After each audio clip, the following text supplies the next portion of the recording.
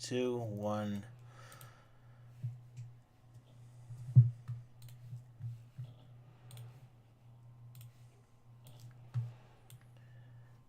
I think we're live. Waiting for confirmation.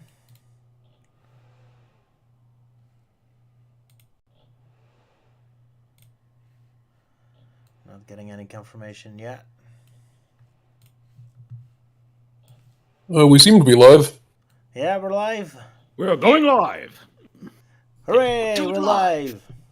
And I immediately have to go for a while, for a minute or two. So you guys talk about what you did this week, and I'll be back soon. Fun. Sorry to drop you like that. Yeah.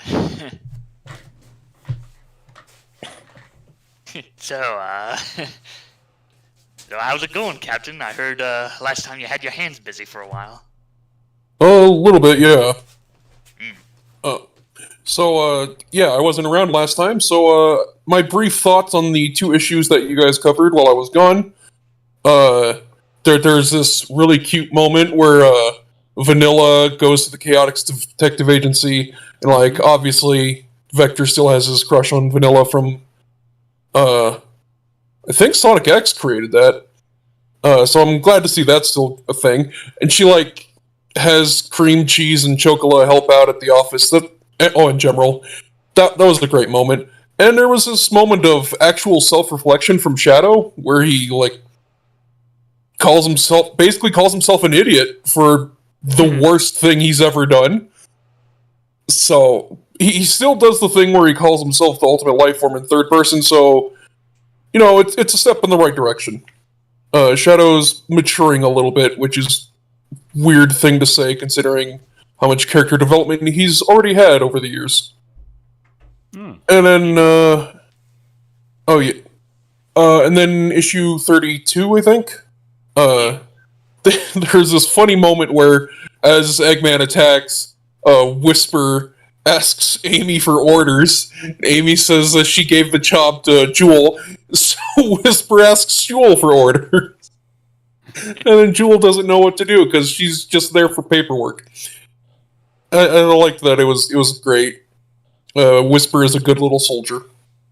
Yes. Also, Eggman has this incredibly powerful laser pistol for some reason. Just obliterates a building.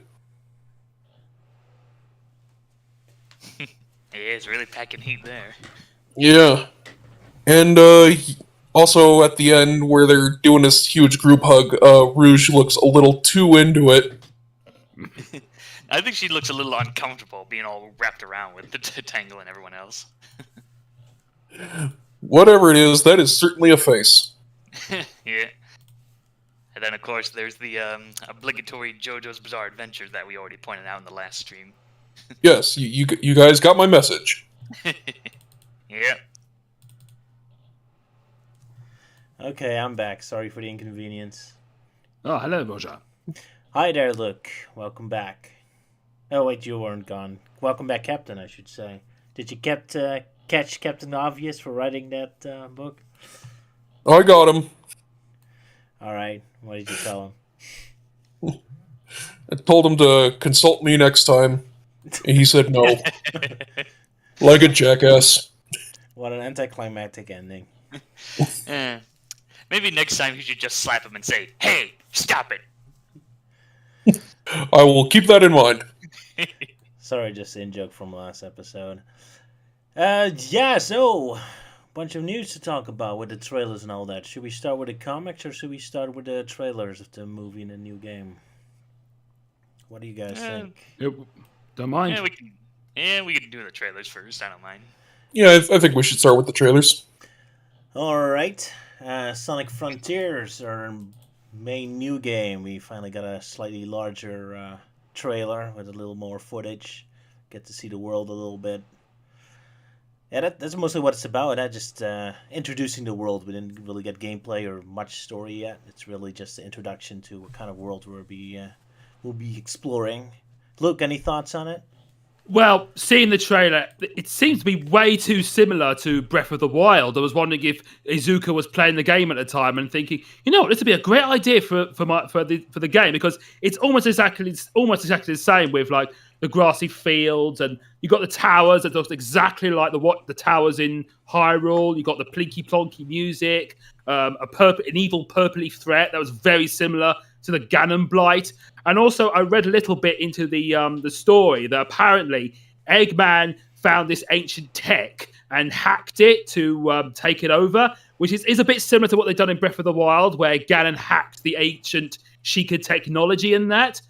The thing is, I think it's best if I wait for like further trailers to see what it's actually like, because I mean, I don't mind it. It might actually work for Sonic, because it might be similar to how Bowser's Fury worked for Mario, having an open world thing where you can like take on these challenges in any order.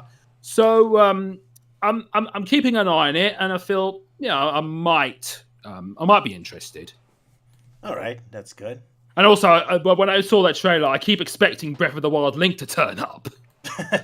Well, Sonic dressed up as Link himself, so I guess he. Yeah, I can't imagine if you parody it when you have like Link standing on the cliff and Sonic crashes into him, making him fall off the cliff. That would be funny, yeah. It would be even funnier if they bring back the Sonic Lost World Zelda outfit for this game as an alternative outfit to wear. Yeah, because it looks exactly like the Zelda DLC for Sonic Lost World, but more expanded. Exactly, yeah. Although I doubt they have that level of self-awareness, but oh well. Yeah, maybe in the Switch port of the game. Yeah, that's true. I guess there won't be any cross-referencing to. Yeah, like maybe like customizable costumes for Sonic. So I guess in the Sony version you have like what's that red-haired girl game? Like there was some other fantasy open world game. It doesn't matter. Anyway, yeah, I guess each console can have like a different outfit. It's referencing another open world fantasy game. Fable for Xbox, maybe. When's the last time we had a new Fable game? I think it's been a while. Were they planning to work on that or something? Yeah, there is a new Fable game coming out, but we haven't heard anything about it for quite a while. Yeah, don't know what the hell Peter Molyneux's doing. The big punchline for Larry's video. Yeah. Guru Larry, yeah. Okay, Captain, you want to say something about the trailer?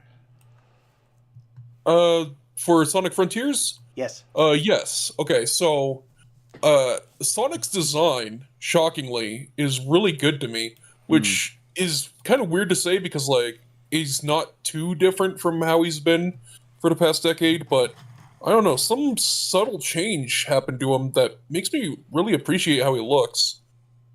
Not quite sure what, but yeah, he looks good. That's good.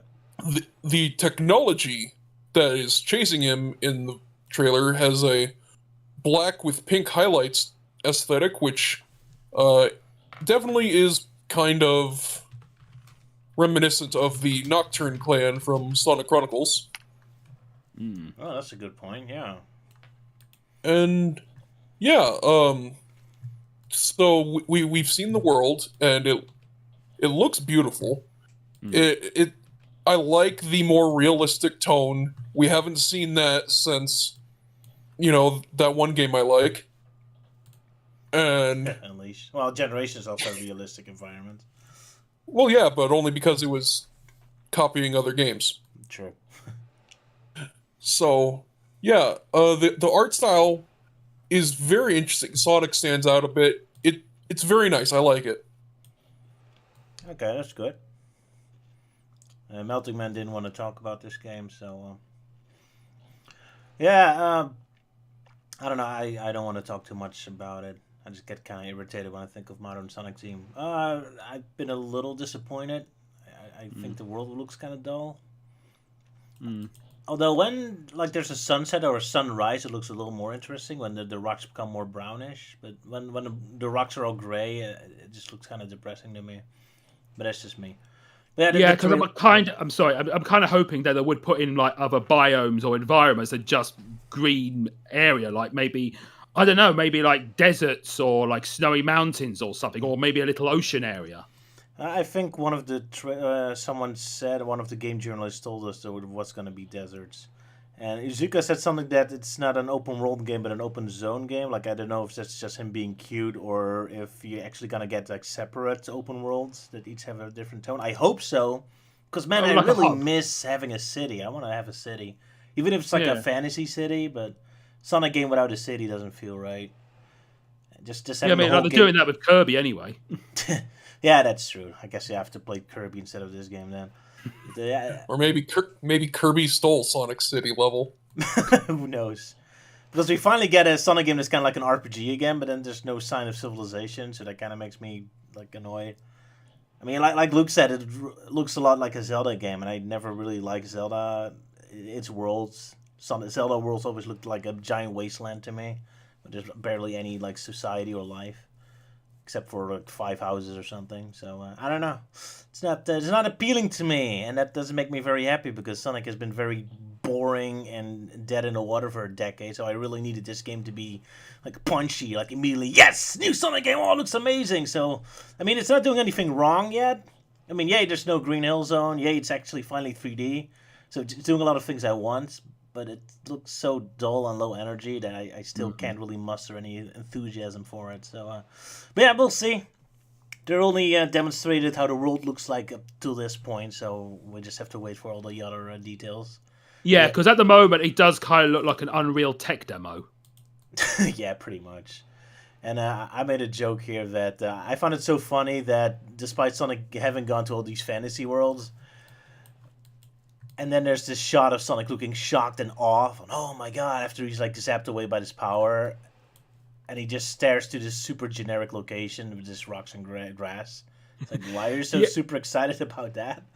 Yeah, I'm kind of reminded of this Doctor Who episode where they landed somewhere, and on the monitor they showed rocks, and the Doctor was like, "Oh look, rocks!" Finally, we don't have any of those on Earth. Exactly. Yeah. But this location, especially the very first shot you see, looks very much like Apatos from Unleashed. So, Why are you freaking out about spikes and enemies? Seems like these are normal things in your world. Pretty much. It's not even enemies or spikes. We don't even see any life yet. I wonder if they kind of removed... I was making a reference to your Sonic in the Secret Rings video. Oh man, you guys know my own videos better than I do, and that's pathetic. Or remember, it's like the Razor Jin stuff, and Shah says, "Oh, look, a tree! Look out, a tree!" Yeah. Classic video, yeah. But yeah, I kind of wonder if they removed all the gameplay elements from the shots we see of the landscape. Because it kind of looks like they just dropped a Sonic model into like a generic open world that has nothing to do with Sonic, because I don't really see any like level design stuff in it. I mean, there's a couple like open floating platforms here and there, but I guess the combat, it's gonna be more focused on combat rather than platforming in this case. But yeah, we'll see, I guess.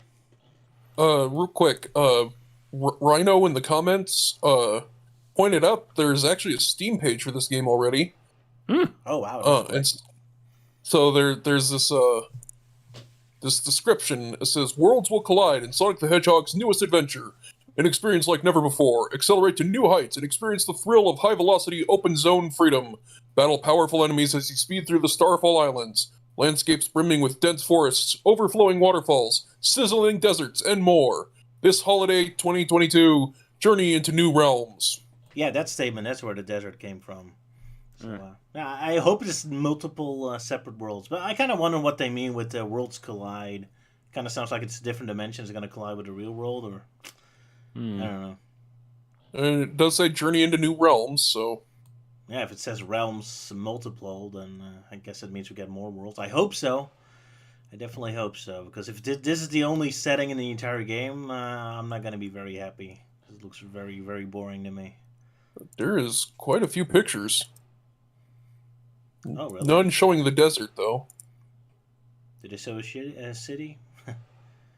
No city. Only the same grass and stones and a couple temple towers.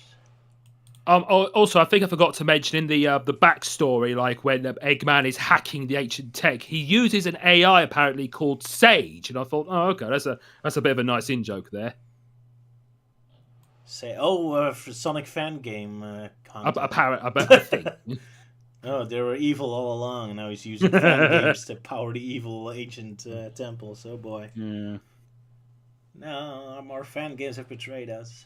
Yeah, I'm going to hack the fan games. I guess I have to use that for my parody if I ever do one. We'll see. He just opens the Sage website. He's just broken. I mean, hey, if they can hack Sonic games so well, then maybe they can also hack Agent's technology. Who knows? Yeah. Man, those Sonic fans, they can do anything. I suppose there could be a meta joke in there, but you don't really like those. Well, it depends how I do it. I mean, heck, I can almost make it a sequel to my Sonic Forces parody, where Eggman yet again teams up with Sonic fans and has an whole army of them. What I'm saying is, like, he goes to the Sage website to hack a Sonic game, the one he's currently in. Oh my, yeah. Yeah. Now that sounds exactly like my kind of humor, so... I do like meta humor if you take it far enough. Like, if it's just a reference, if the characters just say, oh, I'm a character in the game, then I hate it. But if the characters actually start fully interacting with their own game, then I love it. So I don't mind fourth wall breaking, as long as... If you break the fourth wall, then freaking break it. Full blown. If it's just like a tiny little knot, then it's too boring. Then it just irritates me, I guess. But that's just me. But yeah, Sonic Frontiers. Yeah, we'll see what happens. So far, I'm not impressed. Even I'm a bit skeptical about it, but I will keep an eye on it. I'll see how it develops. Well, of course, we're Sonic fans, so even Oh, if and we would hate the apparently, game, we're still held Oh, on. and apparently, the game's going to be written by Ian Flynn. Oh, right. Yeah, we didn't bring that up. Yep.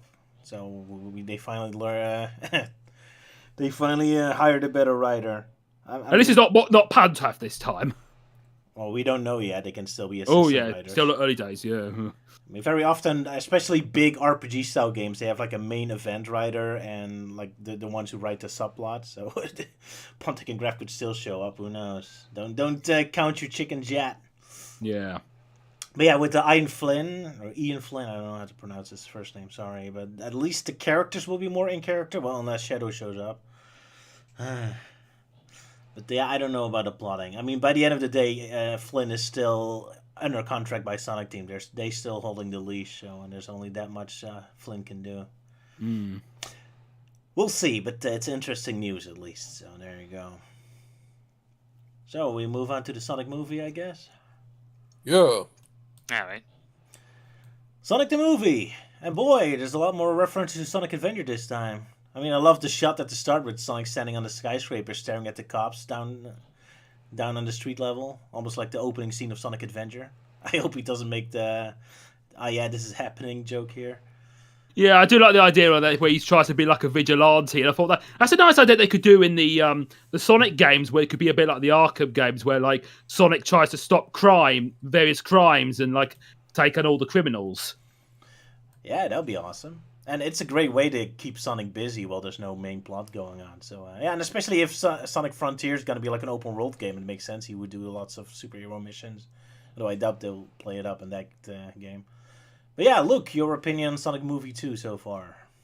From the trailer, yeah, I'm quite liking it, because it seems to be like the Sonic movie we should have gotten a couple of years ago. Because it's a lot more, it looks a little bit more closer to the games.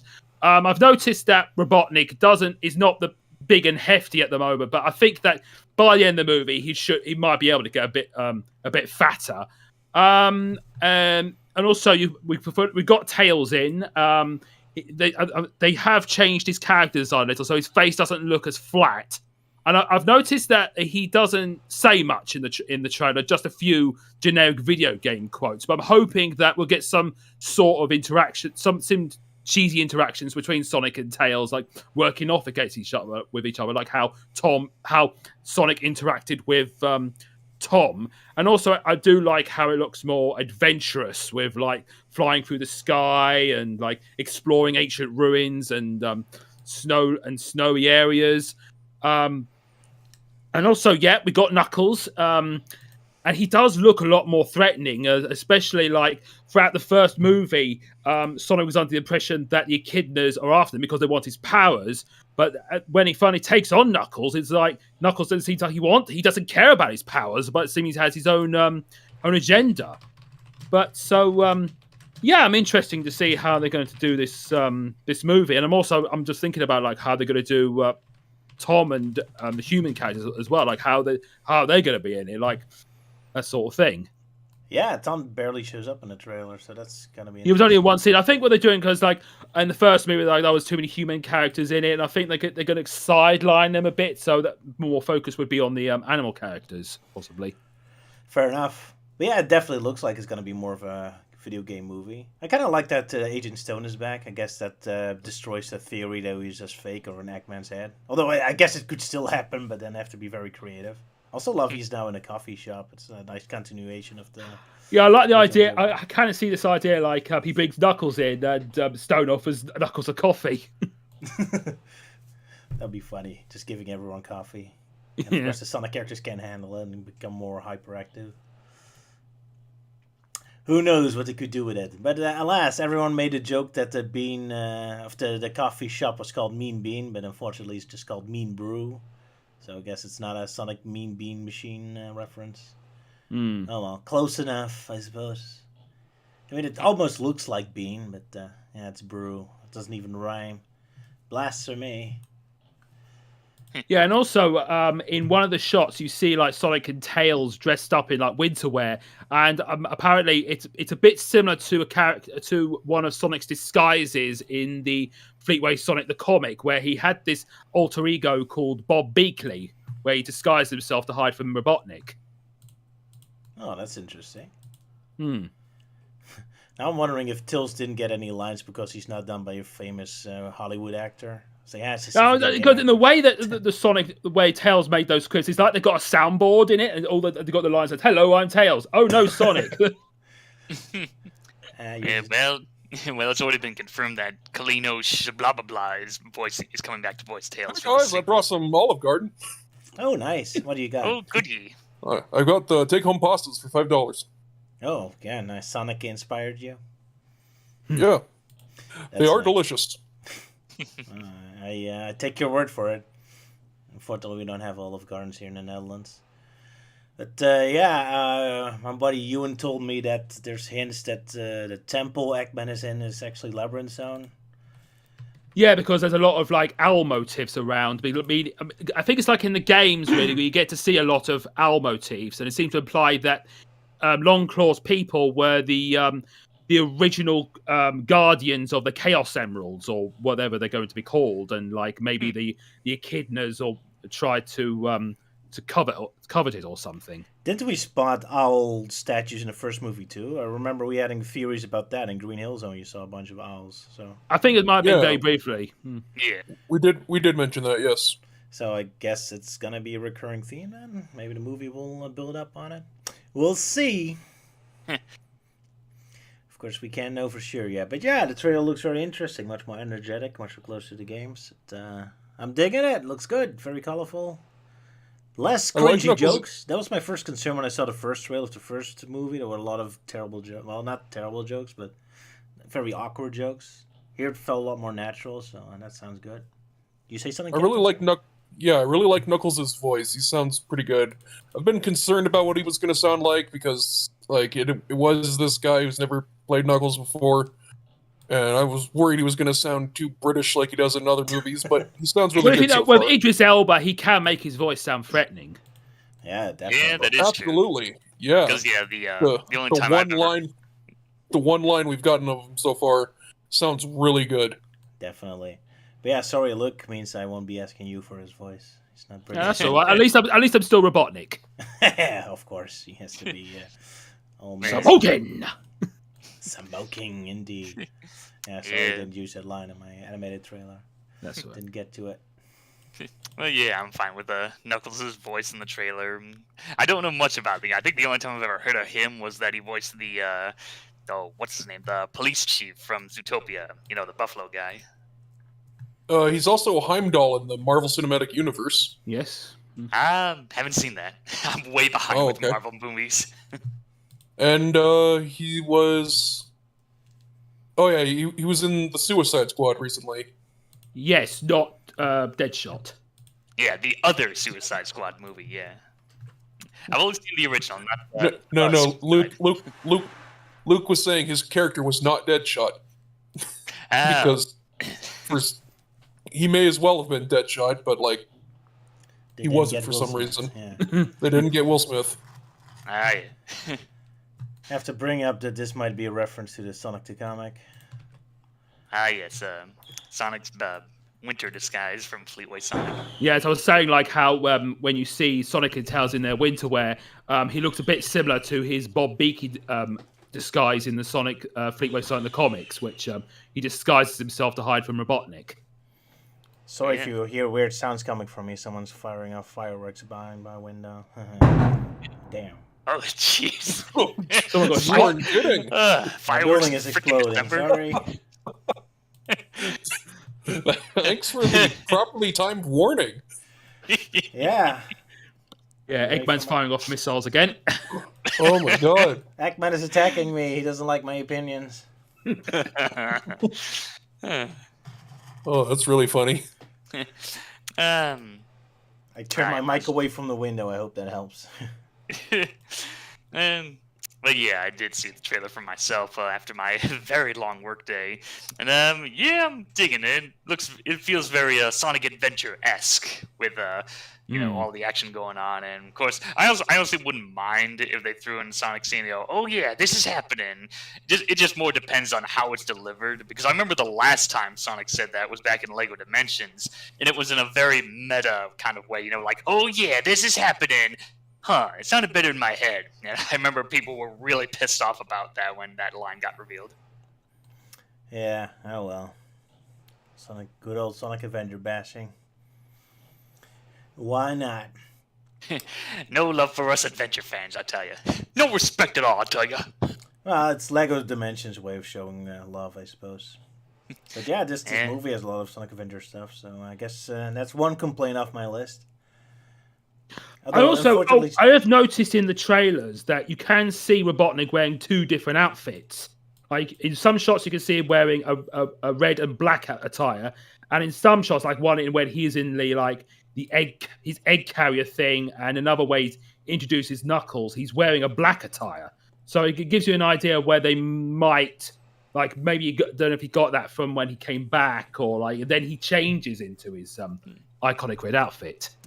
Well, didn't he already have a black outfit in the first movie? Yeah, maybe it's just a reference to that, where he started out in a black-like outfit, and then near the end he starts wearing a black and red outfit. Yeah. Oh, we'll see. We don't know how many days passed during this movie, so I mean, he switched outfits all the time in the first movie. Yes, exactly. What was I gonna say? I think we might be done about talking about the Sonic movie then. Good trailer. Well, but there is one thing I wanted to bring up because it's on the screen right now. Is what are we thinking for the gem right there? Is that the Chaos Emerald or the Master Emerald? Because it looks too big to be a Chaos Emerald, but too small to be a Master Emerald. I don't know. My guess is that it's just a Chaos Emerald. My guess is it's a Master Emerald because they want to simplify the story. Luke, your thoughts? It does make me think like they might be going for like what they're doing with the MCU, where they should introduce one emerald to show off its power, and then if they were to get a sequel, they might see them like trying to hunt down the other emeralds, or we only going to get one emerald, and it might end up being shattered.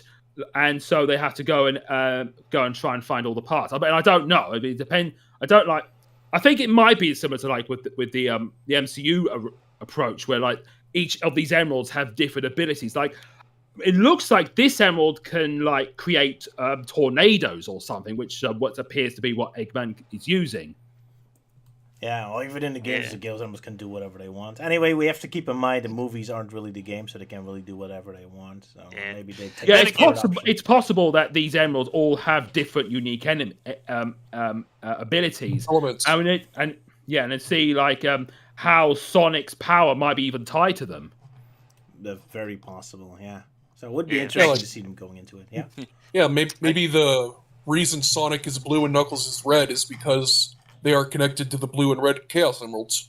Yeah, well, now that I think about it, I just remembered that, there was one time we saw a smaller Master Emerald, and that was in Sonic Adventure 2, like during the whole last story segment where Knuckles apparently pulls it out of his ass while Rouge is like, hey, you can use the Master Emerald to control the Chaos Emeralds, blah, blah, blah, building up to the last final boss.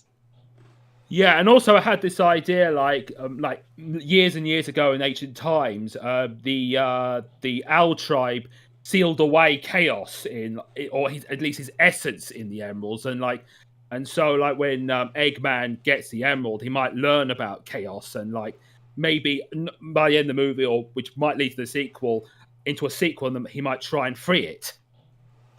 That's why maybe like Knuckles is a threat wants to take down Sonic, maybe because maybe he fears that Sonic might release chaos or something. Like he's the chaos trigger or something. Possible, yeah. Yeah, I'm also noticing there's a lot of wet water drops around Knuckles when he uses his power. That's kind of interesting. But it was raining. Oh, yeah. Okay, never mind then. But speaking of water and chaos, there was that shot at the beginning of the trailer where the bomb goes off in the drain system and it causes water to burst out of the manholes. Oh yeah! Wow, another Sonic Adventure reference. Yeah, it was a very nice reference to chaos. Yeah. And gun trucks. Yeah, well, they heard me complain that the last movie didn't have many adventure references, so guess I'm satisfied now. Yeah, maybe this time you won't go to jail now. This time I will be less annoying when I talk about it. Sorry about last time. I've been bitter and angry for some reason. Mm-hmm. Sonic Forces broke me, I think. Oh well. Even though it's not even that bad. It broke all of us, yeah. It's not even that bad of a game, but it could have been so much better. Oh well, but enough about that. So yeah, movie 2 looks good so far. Yeah, movie 2. Interesting. Looking forward to it. So maybe then I can actually state my opinions on the first movie. Because in my opinion, I think that the 2020 No, Sonic the Hedgehog film. Moving on. So IDW, the classic games, we're going to focus on that. Yes, the comics that focus on the classic Sonic style. Yeah. Absolutely, yeah. Because, I don't want to start a new arc yet because it's not finished yet. So we'll just take a break from a regular IDW storyline until that caught up a little bit. So for today, we're just going to talk about the special one-off classic-based comics, including the 30th anniversary book. Yeah, the 30th anniversary and the free comic book day special, yeah. Yep, giving us 4 short stories, or 1 huge one and 3 short stories. So, Melting Man, you want to talk about the big epic one? Alright, sure. So this story pretty much focuses on Sonic, Tails, and Amy going on another big Master Emerald hunt when Metal Sonic and Metal Knuckles start showing up and taking the emeralds. Was this a sequel to a previous comic book from Archie? Did you say that? Sort of. Like the last. Well, okay, I have to give some context here. So basically, during the final days of Archie Sonic, they did this classic Sonic story called Sonic Mega Drive, and it was basically Sonic and his friends, on an adventure trying to stop Robotnik collecting these special pieces called the Ancient Gears to build some kind of mysterious Mega Drive device. So, stuff happens. They meet up with friends. By the end of the story, or at least the end of Part 2, Robotnik gets all the Master Ancient Gears, and now he's like, oh, I become unstoppable, so that it ends with, Sonic and his friends have to go and find the Chaos Emeralds to stop him. And there was going to be a Part 3 to wrap this up, but sadly Archie Sonic was abruptly cancelled, so we never saw that. So, in a way, this particular story, Season of Chaos, I usually see it as sort of like the unofficial Part 3 to Sonic Mega Drive, because it does start off with Sonic and his friends going on a Chaos Emerald hunt. A funny coincidence, yeah. But yeah, sorry for the interruption. I thought it was interesting. Yeah. Alright, but yeah, anyway, the story is, Sonic and Tails go off to find the emeralds. Amy chases after them because they left behind Tails' emerald radar. So she teams up with Mighty and Ray, who help her out. And then Bark, Bean, and Knack show up, which really surprised me, but I'll get into that later on. So, yeah, they do a lot of tussling, a lot of fighting. They chase after Robotnik. It turns out that it's actually not him trying to get all the emeralds. Instead, it's actually, the Egg King guy from Sonic Mania. He's the one that's pulling the strings on everything. So, yeah, so now Sonic and all of his friends and Robotnik have to team up for a while to stop this evil threat. Indeed they do. Luke, what do you think of this story? I think it is a very nice story. You could see it as sort of like comic based on like Sonic Mania because it has that feel to it, and also you got like all the well-known characters going around collecting emeralds, and I do find it a really fun story. I mean, I do also like how Amy is used here, how she wants to go on the adventures, and in a way, I felt like so they kind of had a missed opportunity where you could play as Amy in Sonic Mania, and maybe for like a mod or something, or what abilities she could have, and also you got in one panel you kind of got a little reference to Mr. Tinker as a scarecrow. And I don't know if it's this story, but there's also a little Zelda reference where Sonic gets one of the emeralds, holds it above his head, and he goes, da-na-na-na! Yep, that's a Zelda reference. Well, I think he also does that move in the Game Gear games at the end. He also has that pose. So it might also be reference to that, but maybe both. Who knows? Okay. Anyway, man, this comic is filled with references. I mean, there's even Nights of the Dreams at the start. That was kind of random. There's a whole zone themed after Nights in the Dreams. Yeah, Spring Valley Zone, which really reminded me of Spring Flower Zone from Mega Drive. So that's another interesting coincidence there. Of course, but yeah, back to Luke. Sorry for interrupting you. I think I'm pretty much done because I think I pretty much explained well. I felt like, and I was saying like how I wish that Amy was a playable character in Sonic Mania, especially in like maybe Encore mode. A lot of people did, yeah. Weird they never did that. Captain, you want to talk? Yeah, I just feel like Sonic holding the emerald above his head is definitely a Zelda reference because he's doing the music. He's saying ta da da da. Yeah, exactly. Fair enough. Mm-hmm. Anyway, yes, there is an Amy mod, so I guess you can download that if you have the PC version of Sonic Mania. Okay, Not surprised.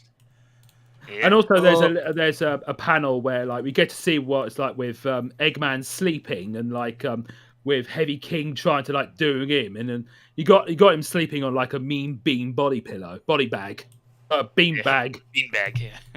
Body Body bag. I guess that would explain what happened. Oh God. Yeah, a body bag. I guess that would explain what happened to all the dead animals that whenever Sonic destroys the badniks. No, I accidentally said body pillow. Oh my. Okay, I'm gonna need someone to draw fan art of Robotnik with a Mean Bean Machine body pillow. But those beans, they do look alive, and maybe they're the dead ones. I mean, they have eyes and all that, so we're destroying them in the game. Yeah, it's done. Yeah, he's got the Mean Bean Machine bed, and he's also got a Sonic the Fighter's arcade cabinet in the background. Yep, pretty awesome detail. Yeah, references all over the place. Yeah, of course. Well, the one thing that really surprised me about this comic was that they decided to bring back Bark, Bean, and Knack, because I remember I think it was back in issue 3 of IDW Sonic, Sonic actually briefly mentions them as like the Hooligans, because that was kind of their name in Archie Sonic, Team Hooligan, and apparently he got in trouble with Sega, because Sega's like, hey, you can't do that, these characters only exist in the classic Sonic universe, or some shit like that. Well, this is the classic universe. Yeah. So here they show up, and at first I was mostly expecting them to have like brand new personalities because, you know, they want to try and distance themselves from Archie Sonic, blah, blah, blah. But no, they pretty much just took their Archie Sonic counterparts and put them in here. So, you know, Knack's the leader, Bean's the bomb psycho, and Bark is the silent Muscles character. So yeah, if you ever wanted to know what these characters are like in Archie Sonic, well, there you go. Oh, those personalities make a lot of sense considering their designs. So, yeah, I kind of like everyone. Yeah, sorry. I was about to say, of course, in the actual games, we never really got to know much of their personality because they didn't really, and from what I remember, they didn't really have much of their own personalities before Archie Sonic gave them a boost. Yeah, but it makes sense from what kind of design they have. So, it's an easy fit. Anyway, I kind of like the personalities of most characters in this comic because everyone does act like they're younger ones.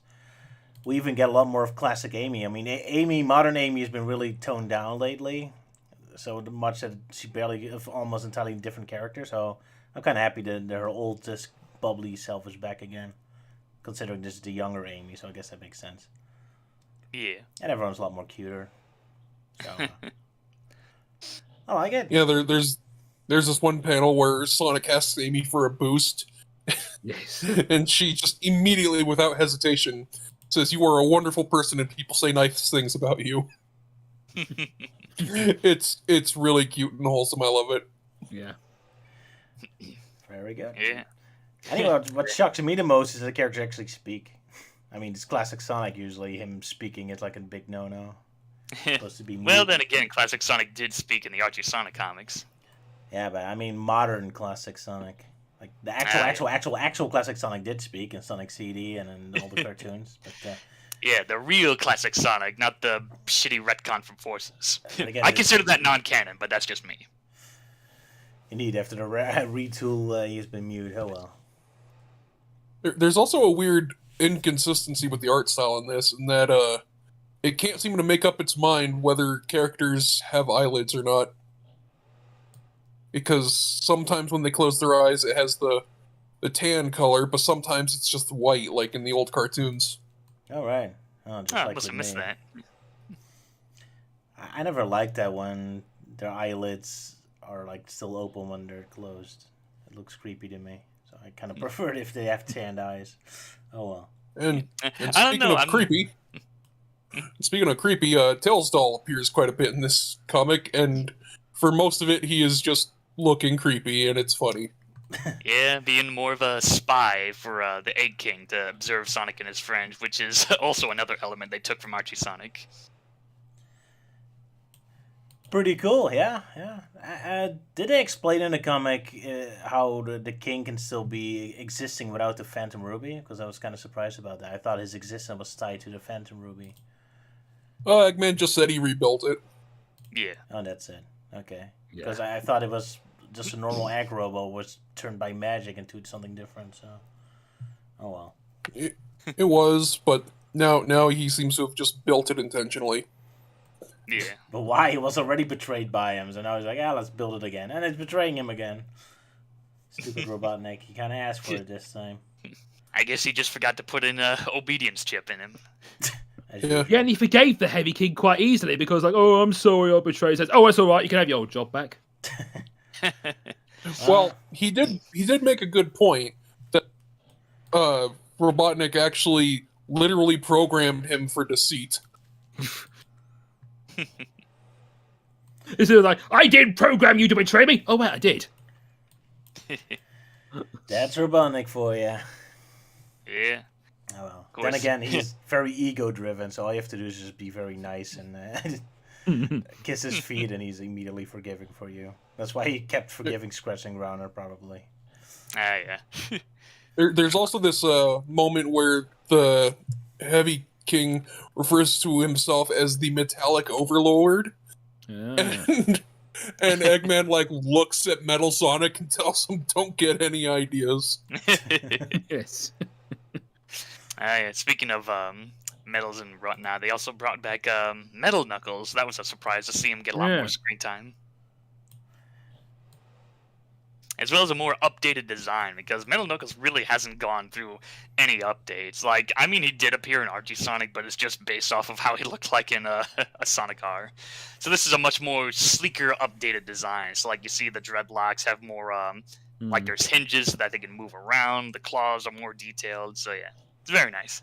Yeah, pretty much every single classic character shows up, except for Honey the Cat, I guess. But, yeah. Well, that's for They'll- later. Well, Wait, Honey did appear? What? Well, that's in a different story. We'll get into later. yeah. Fair enough. But then this one, I was... And of course, there is the scene of Knuckles and Bark fighting, and it is taken straight out of JoJo's Bizarre Adventure. Of course, you Of have to course. mention that, huh? Naturally.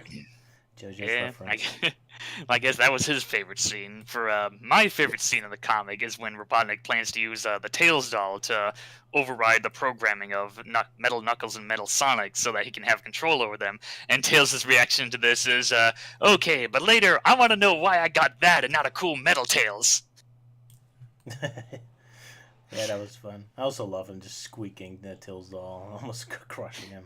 I love it when Eggman is like petty and dangerous like that. Yeah. I can imagine that's like his stress ball or stress thing that he uses to squeeze in anger.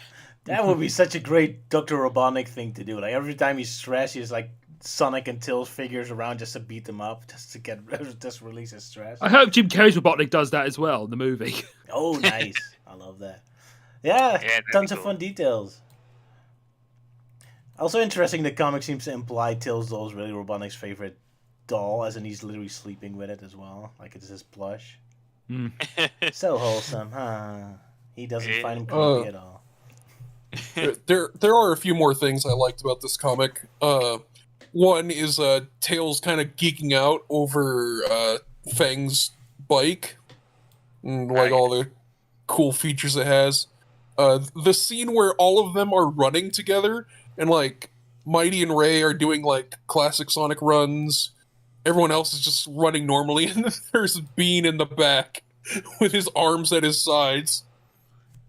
Bean is He awesome. looks so funny. Yeah. He's definitely the comedic one out of the Team Hooligan.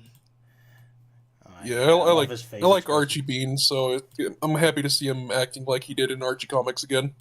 Yeah, that's nice. All his mood swings. Yeah. From happy And to then- sad to psychopath in a second. Yeah. Then of course there's the scene where like throughout the whole winter area, we see that Amy is wearing Bark's scarf. So at the end of the venture, she gives it back to him, and she's like, "Oh, you're a real big sweetie deep down, aren't you?" And then you see Bark's blushing there. Yes. Duh. So wholesome. There's also a Sonic Heroes reference. Another one besides the Metal Overlord? Yes, when when Fang questions how Eggman was planning to pay him if he didn't have access to any of his stuff, and Yeah. Eggman says, "Once I'm back in command, you'll be richly compensated, I promise." And Fang responds by cracking his knuckles. It's pretty good. What actually would be a lot more worse or fate, being blown up by Bean rather than being constantly stung by Charmy. Yeah. That's a good question. What's worse? Huh. Yeah, great. Fun and adventure. A little comic book in the style of a whole video game. Hmm. Can't wait till someone makes a whole fan mod out of this. A whole fan game out of... Yeah, that'd be cool. would be a cool idea for a Sonic Mania mod. Two other things I just remembered I liked. There was one panel where they're climbing the waterfall, and they all do it in their classic gameplay styles, where Sonic is just straight platforming, Knuckles is climbing a wall, and Tails is just flying. Yeah. And also the scene where Amy meets Mighty and Ray, she does a cute little curtsy. I like it. Hmm. That waterfall sequence, the scenery looks familiar. Is that based on a fan game or Sonic 4 or something? Or something I about was these- thinking more of like the Game Gear Sonic games. I don't think so. Yeah, it has to be a reference to something because those rocks look familiar to me. Oh well. References abound, like I said. So if you Maybe like in like references- somewhere in Sonic Mania or somewhere. The rocks look similar to how some rocks did in Sonic CD. Oh, okay. Oh well, must have been something. But yeah, good comic. All right, let's go to the next one. Sonic Learns to Drive. Luke, you want to Yeah, talk about well, this? you're gonna have to hold me back on this because I'm gonna be geeking out. Yeah, over references. basically it's about Sonic trying to learn how to drive a car. I mean, the very first page, it's sort of like Sonic trying to explain like the point of him driving when he could just run. I suppose it's like a take that against people like complaining about why Sonic wouldn't even need to drive. But I think he just wants to drive it because he thought running probably like tires him out, and he just struggles to try and drive it even when going over it, and causing all sorts of trouble, like and also like thinking about chili dogs even when driving. Of course he fails, but then he like pleased to retake the test. But they try again anyway. Oh yeah, the big massive loop de loop that he managed to get through, and also you got a nice little reference to Sonic the Flickies from Sonic 3D Blast, and also you got like an Al DJ banging out some hot tunes. Wasn't that all in another comic? Wasn't he in the Zombot story, or was that a different character? Yes, he was. Yeah, Night the Owl. He was in one of the annual specials for IDW Sonic. That's kind of weird. That's the first time we see like a modern Sonic character suddenly show up in a classic story. Yep. Guess he's really old. Yeah, and it ends with Sonic getting along with the driving instructor, and they say that, yeah, all right, you can retake the test, and then Sonic decides to go off the ramp GTA style. Man, I love the decor. Okay, shall we unleash Melting Man and let him geek on about his references? Oh god.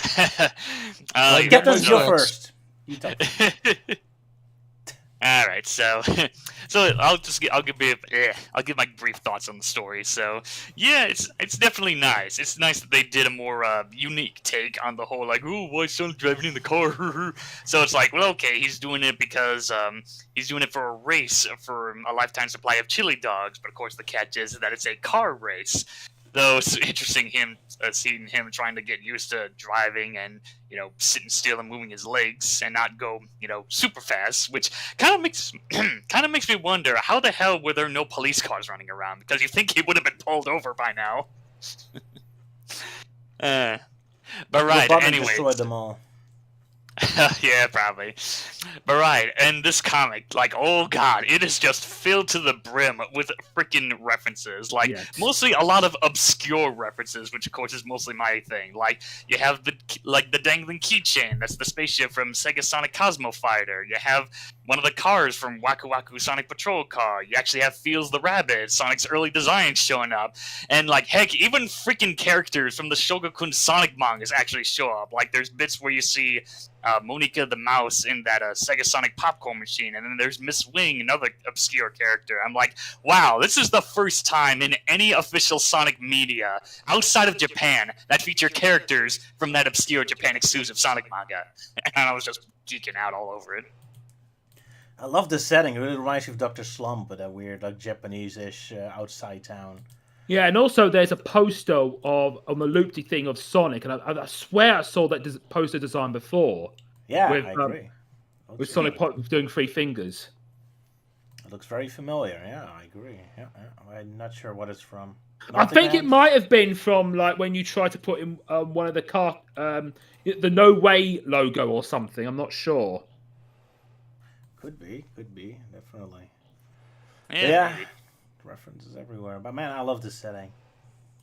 I want to make a Sonic Road Blast 2 level in this world, like old Dr. Slump-esque little town. Yeah. It's too bad we don't see too much of it. Most of the scenes always take place inside of the car. I want to see the town. The town looks so cool. Why don't we ever get a Sonic game in a fun little town like this? Why does Sonic Frontiers have this town? I want an open world in this world. Yeah, because I remember how in Sonic Adventures 2, you get to go around in this epic-looking city dodging cars and that. Yeah, exactly. That'd be great. But yeah, I love the concept of Sonic taking driving lessons. Yeah, Captain? I do like the confirmation that that the roads in the Sonic's world do in fact have loops. Yeah, that's something you'd probably expect out of Roger's parody videos. There's that I think he already did that once with Sonic Unleashed in minutes, was it?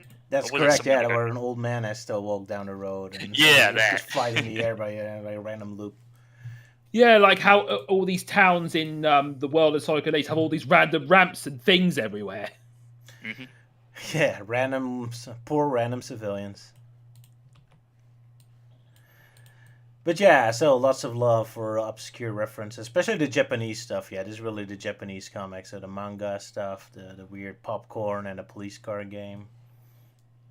It's yeah, if you love references like Melting Man, this is paradise. But yeah, even more obscure references specifically. Yeah. Yeah, they're not making references to Green Hill Zone, no. No, but at least we do see Tails' plane from Sonic Spinball. That was a neat surprise to see.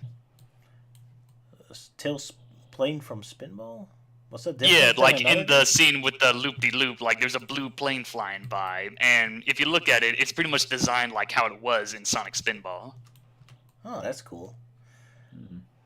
Oh man, I just love that. There's also in Night the Owl's office.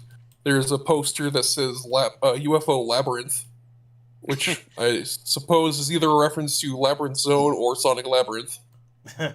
Yeah, maybe. And then, of course, in that same scene, we see little figurines of some enemies from like really early concept art of Sonic 1, so like the purple guy and the hand thing. Jeez, this comic is like if Melting Man hold a gun against the artist's head. And you better put all these references in every single drawing. Fools! It was me being the artist all along. Like the characters were already drawn, the story was already written, but Melting Man was in charge of everything in the background. Yeah, that's pretty much what I would do. I would just shove in as many obscure references or whatever, mostly just to see what I could get away with, or just doing it just for fun. I guess so. I mean, oh man, even the popcorn store, there's like G Blast underneath it. That also looks familiar. I think that's also references something. Yeah, and one of the bumper cards on the bumper stickers on the back of the car says "Visit Jade Gully," and I feel like I've read that, seen that somewhere before. Yeah, references everywhere. Yeah. So visually very spectacular, and it's a fun story. So well done by them. I kind of like the design of the car instructor too. Is that a reference to something? Because it almost looks like an Animal Crossing character.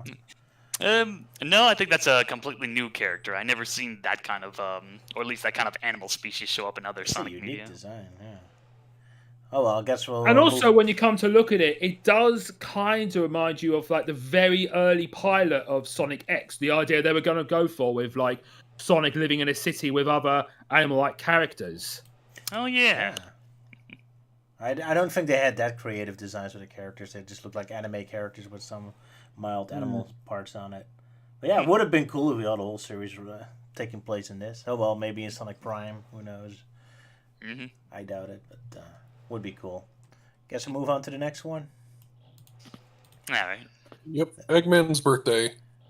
You wanna do it, This Captain? one's So this one's kind of funny. Eggman wakes up and he like does his normal shower and he sings about how great he is.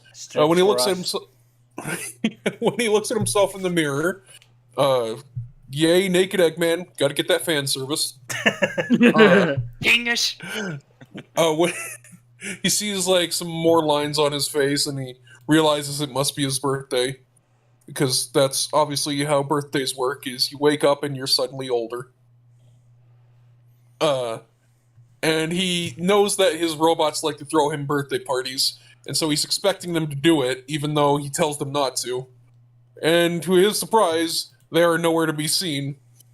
And then he finds out that they are trying to apprehend Sonic as a birthday present for him. Ah. And he knows that they are basically on a suicide mission, so he has to rush out there and save his robots from Sonic and send them home. Kind of funny it includes the Sonic Mania robots again, but this time even the other ones. Well, some of them, not all of them. But... Yeah, like the night guy and whatnot.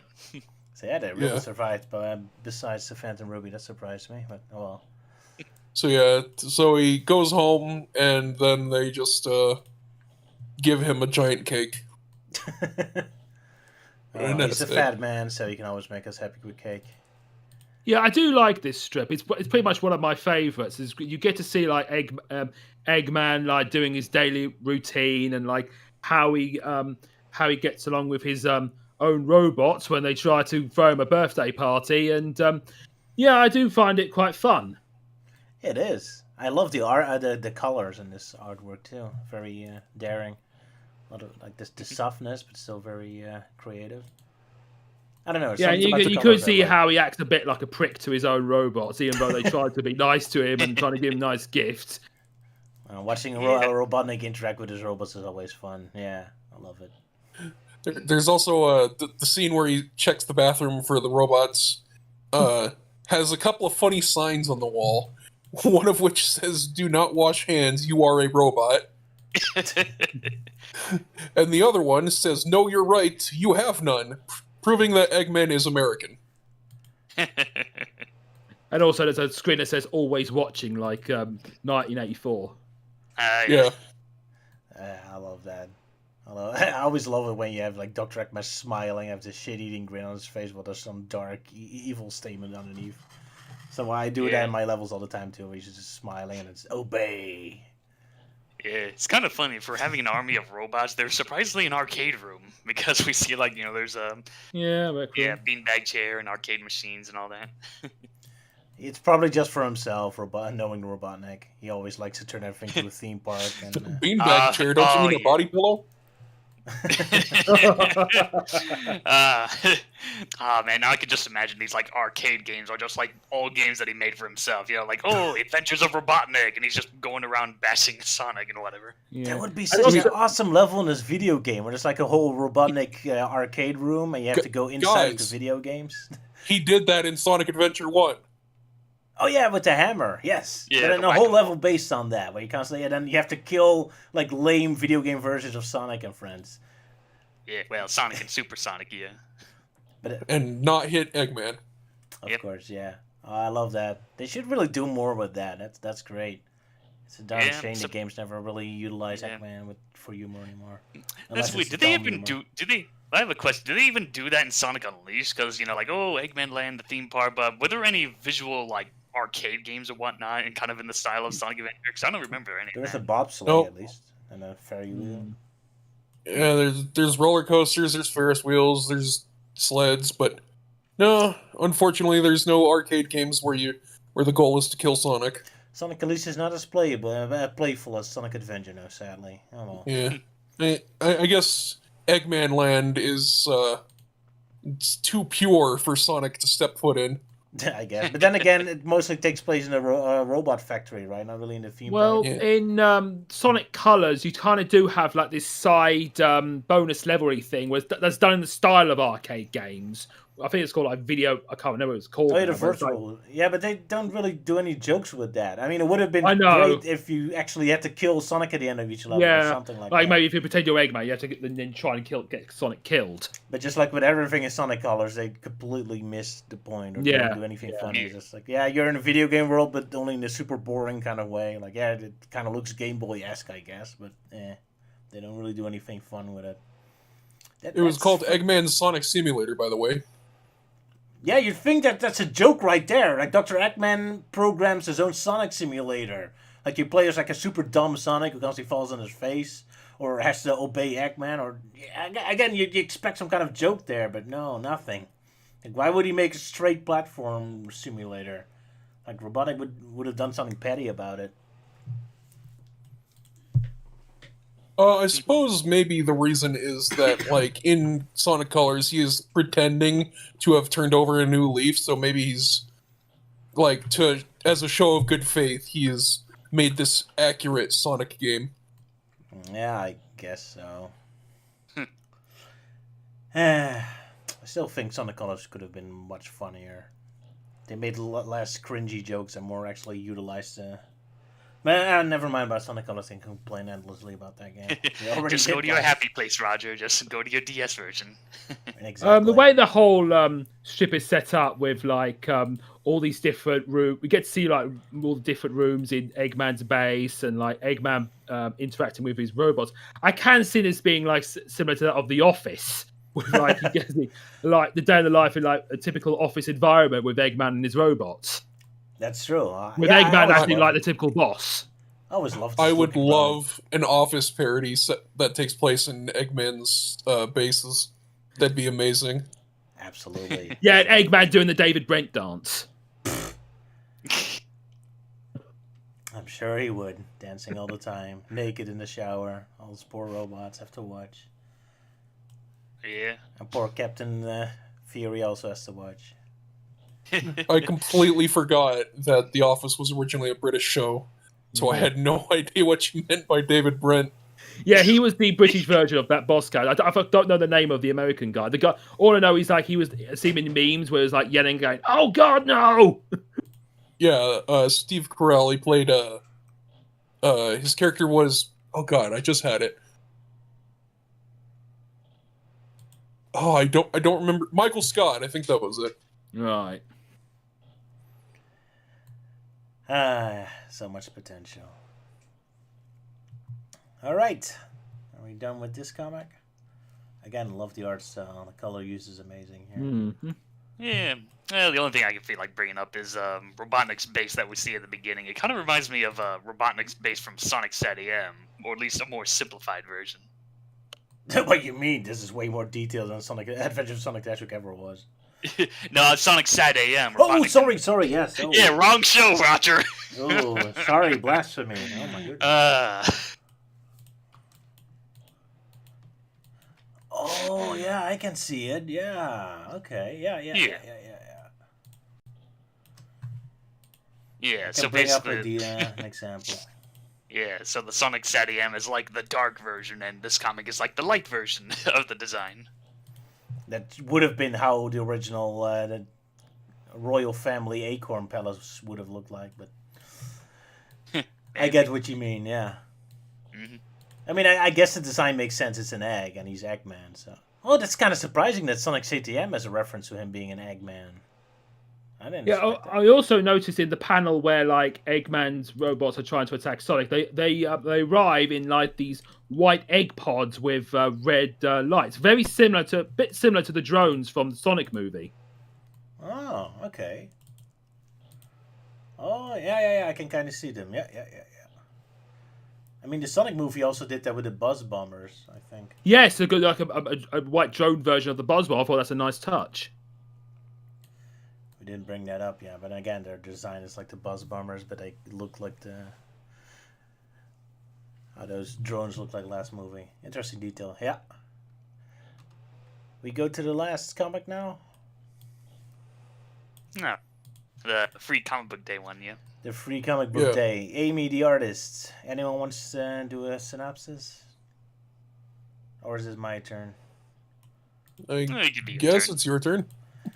Well, Amy invites Tills over for lemonade. And Tills discovers she's an artist and draws comics, but she's very embarrassed about it, like most artists. But Tills finds it amusing and starts sharing the comics with other Sonic characters, and they all find it amusing, most of them. Although Amy is embarrassed as heck. But now it's all a happy, positive story. So it's just a happy ending. Even Sonic enjoys it. Even though you almost expect her to have drawn like Sonic porn or something, because it's like a very embarrassing moment where... well, like, that would be disturbing. Well, that would be disturbing coming from like a young Amy Rose drawing Sonic porn all of a sudden. Yeah, well, not porn, but at least some romantic thing. But fortunately, she just plays it straight as normal comics. So. Well, there actually is a joke about that in the comic. When Tails hands the book to Sonic, he turns it sideways, and he like has a shocked expression on his face. Yeah, so that they very clearly are winking and nudging. Like, oh. Yeah, but then it turns out to just be a normal drawing of him. And then of course there's like the comic pages that we see from Amy. We see like there's this panel where like Sonic and Amy are having this romantic scene, but it's like ripped from the journal. She's too embarrassed about that one. But yeah, that is kind of the interesting thing, that these comics that she does are pretty much all just recreations of Sonic's past adventures. Oh, that's pretty cool. So it really is her diary. So her memories. So like when they show Mighty and Ray the bit with the cheeseburger thing, they're like, "Oh yeah, I remember that. That was hilarious." Ooh, yeah, good times. Amy also writes notes between the panels, and one of them she just writes Sonic's name with the weird S. I don't know if that's a thing that you guys know about in Europe, but that's something that like every kid is drawn.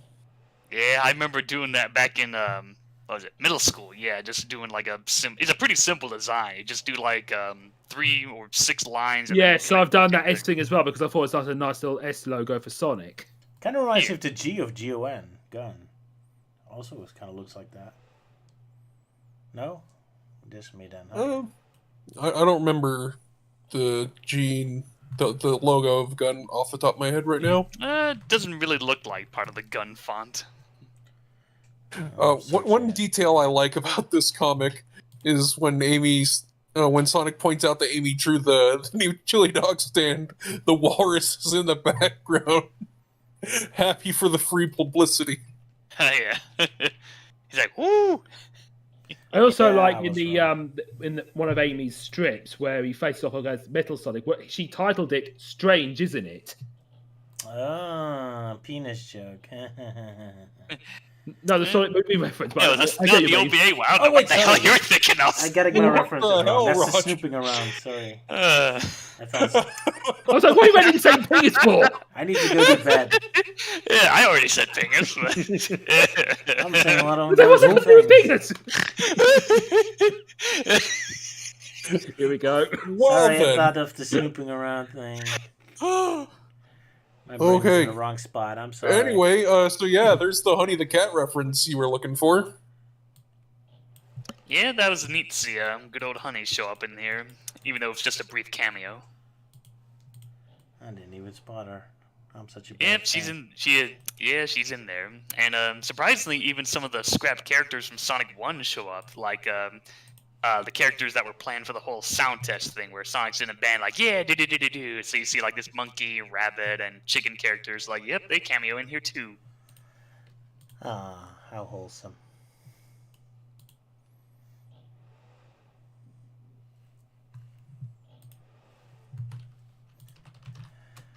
Yeah, so I guess this is our goodbye to IDW for now. Guess we're gonna take a bit of a break before we get back to it, so the comic can catch up and finish its arcs. Yeah. Maybe try and give Sonic X a chance. Sonic X comics, you mean? Well, that in the show, because this is... Yeah. You're a bit far away, mate. Yeah, your volume Alright. is very low. Sorry, I had moved my mic there, but I was more specifically talking about Sonic X as the show, because this is like the 5th time you guys have like skipped out on it. Yeah, it's because of my stupid like obsession that I want to have a skit for it every single time, but I haven't had time for it. Poor Sonic maybe- X keeps suffering. Well, from it. maybe you can like wait until later, like like after going through season 1, that you just compile together like a quick clip show of all the skits together. I guess so. Oof, that would make it very busy. Yeah, maybe you should drop it. I don't think anyone really cares anyway besides me, and I'm just breaking myself over it. Yeah. But then again, this stream started late anyway, and don't want to make it too late for Luke. So yeah, sorry Sonic X. Yet again, you were left in the dust. I'm so sorry. I just didn't have time to make a little skit. But yeah, maybe I should just drop the idea of making skits for every episode. Just for the fan favorite episodes, I guess. Because people will kill me if I don't Maybe make ju- a skit with Cosmo in may- it. Yeah, Maybe just when inspiration hits. Yeah. fair enough. Then again, inspiration hits most of the time there. Yeah, because I know back then I used to do parody comics on certain episodes related to My Little Pony Friendship is Magic, but it wasn't every episode. It was just whatever, motivated me. Like, oh, there's a funny scene I could spoof, or this, that kind of thing. All right, fair enough. I haven't seen them. Sorry.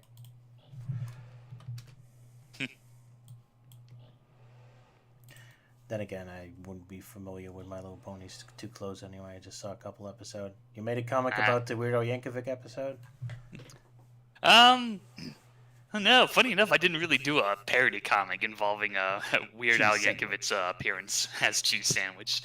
I'm sure there's a lot of others, but yeah, I don't know. I just didn't really have any motivation because, I mean, the episode he appears in is really crazy and wacky. So, like, yeah, there's already too much of a parody of it itself there.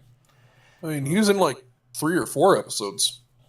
Yeah, yeah, 4. Like, half the time it's a cameo, and the other half it's like more of a main role. Yeah. Yeah, there was another episode where he started a joke factory where he makes like props for humor things like rubber chickens and whatnot.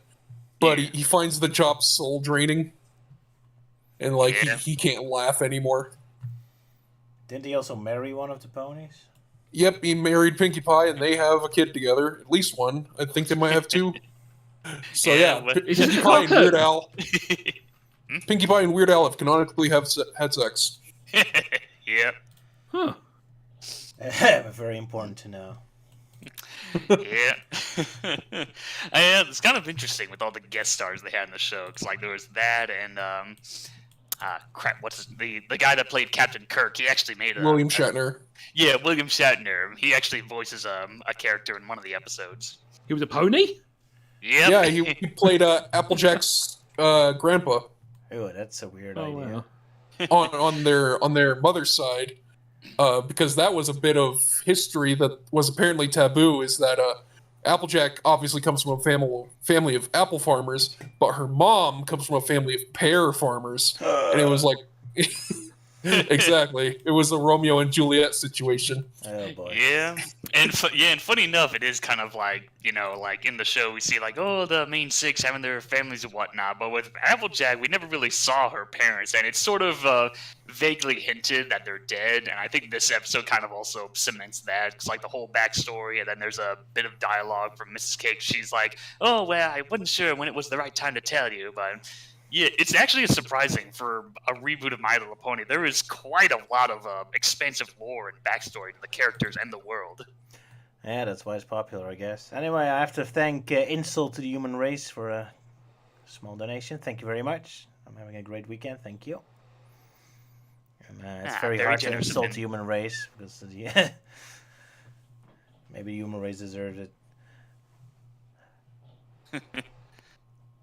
Maybe he's actually a Mobian, that lives on the Mobian-only Sonic universe. Well, sure, why not? But yeah, that's plans for the future, I suppose. And then not talking about My Little Pony, so. Yeah, that's way too much to get into, and not your guys' thing. Well, most of you, anyway. Well, I wouldn't mind or something, but it's not really a high priority for me, no. Yeah. So I guess the stream is over for today. I think it's late enough. Actually, there's one more thing to add. Of course. Yeah, the little yeah. So I asked Roger about this, and I decided we're gonna have a little sneak peek of a little project I've been working on. It's basically just a little teaser for my upcoming Forgotten Media Christmas special that I usually do every year. That's right. I promised I show a promo Meltic Man prepared for us, so I'm going to show that later. Before I do Luke and the Captain have anything they want to promote, something of their Yes, project? I have something to promote. If any of you have Steam, add this game that is sort of like a fan game called the game in development called Glide the Dragon to your wish list, because they're preparing a demo for next year, and I'm involved in it as I provide one of the voices for one of the characters called Wing. So it would be a great way to promote the game. Glide the Dragon, yes. A friend of mine is working on an intro animation. Even I helped a little bit on an intro animation, but barely any. But yes, they're working on a demo that should come out next year. Oh yeah, I just saw the Steam page for it. Yeah, it looks very it basically looks like if Spyro the Dragon was more realistic and not just like the Legend of Spyro kind of thing. Yes. Yeah. Yeah, So it looks pretty very cool. interesting. Yeah, especially since there's apparently not the new Spyro the Dragon 4 coming out, so I guess this will have to do instead. They're making a Spyro 4, or is that implied? People are just hoping that there's going to be a Spyro 4, but considering the fact that Activision Blizzard is going through a lot of drama, then poor Spyro is just in a really awkward position right now. Pretty much, yeah. Oh well. Unfortunately, we're not getting a Enter the Dragonfly remake mastered. Yeah.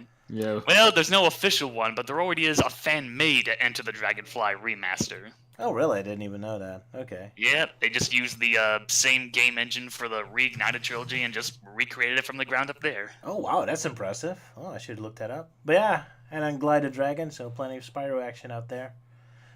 Yeah, nice. Haven't played the game, but hearing a lot of good things about it. Luke was in it doing voices. I helped a tiny bit with the intro cartoon. But of course, the actual game is done by other talented people. Captain, you want to promote something? No, I got nothing. I was gonna do a reaction video to the Sonic Movie 2 trailer and the Sonic Frontiers trailer, but most of the trailer was just me being very quiet and being like, Knuckles! Even more quieter than Rogers' live reaction. Yeah, I was about to say my live reaction was terrible as well. Guess not everyone is built to do that kind of video. Oh, I can if it's more exciting, but like the Sonic Movie 2 trailer was pretty good, but the Sonic Frontiers trailer, for as promising as the game looks, the trailer was very underwhelming. Yeah, it's just showing the landscape. That's pretty much it. It's not even mate, Breath of the spectacular. Wild. Yeah. All right. Well, I guess the stream is over. Then we'll end on Melting Man's promo video, and that'll be it then. Yep, for you lucky viewers out there. Oh, also, this is going to be the last normal stream we're going to do this year. Next time it's going to be Christmas, so we probably have something pre-prepared. Just talk about what the year brought us here, Sonic, and what we're going to do next year. We'll find out. So yeah, maybe some Christmas-themed Sonic stuff, but yeah. We'll think about it. But yet again, poor Sonic X is going to be left in the dust. We'll make up for it next year, I hope. Yeah. See you all, and time for Melting Man's exciting promo video. Goodbye, friends. Cheerio.